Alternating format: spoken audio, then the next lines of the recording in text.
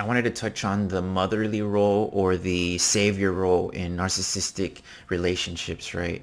And this has to do with the narcissist in reality being a grown ass child, right? They throw tantrums for anything that doesn't go their way, for anything that they don't like, for any emotions you may show that they don't like, right? They're gonna throw a tantrum where they can be even worse than a child, right? They can let that anger and rage completely control them and make them say incredibly hurtful things that is aimed to shut you down and make you feel like you're nothing, right?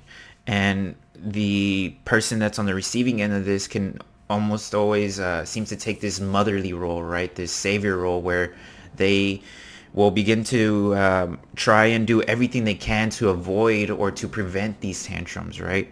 They'll go out of their way. They'll go above and beyond. They'll become the most loving version of themselves to try and get back to that idealized version of their partner that they have and always know in their mind is a reality that they have seen, right? Maybe in the beginning of the relationship, the narcissist was somebody that was wonderful and great to be with, and a lot of their behaviors were what you want to see in somebody, right?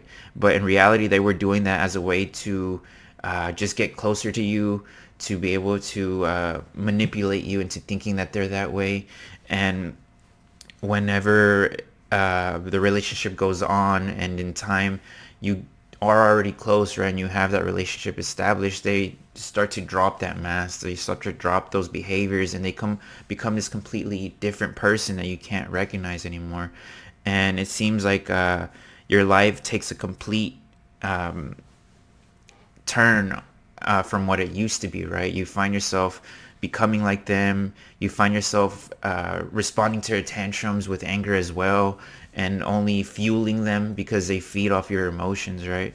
So just be very careful with this motherly savior role, thinking that you can, that your actions are going to be enough to help them break free from their tantrums, from their emotional episodes, I guess you could say, right? And just realize that it is not your job to fix a grown ass adult.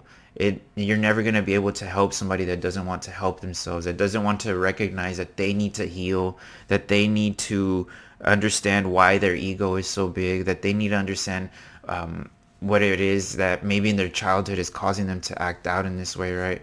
And some people think that narcissists aren't ever going to be able to change or be able to overcome those behaviors. I believe that there is hope for them, but that is something that they have to do internally themselves, and it's not going to be anything that your actions are going to impulse in them, right? Maybe your inaction, right, your silence, your decision to leave them, your decision to put yourself first, your health, your mental health, your well-being, your happiness, your joy, may be what impulses them to finally try and reach out and find help. But until then, everything you do is simply gonna always feel like it's never enough. Like you are never going to be the person that they need or want in their life, right? So be very careful of taking on this motherly or savior role in a narcissistic relationship, or you may find yourself stuck in this cycle for years and years and years until you just can't take it anymore. You decide to leave, and then if you don't do any healing, you're just going to find yourself in that relationship again over and over again.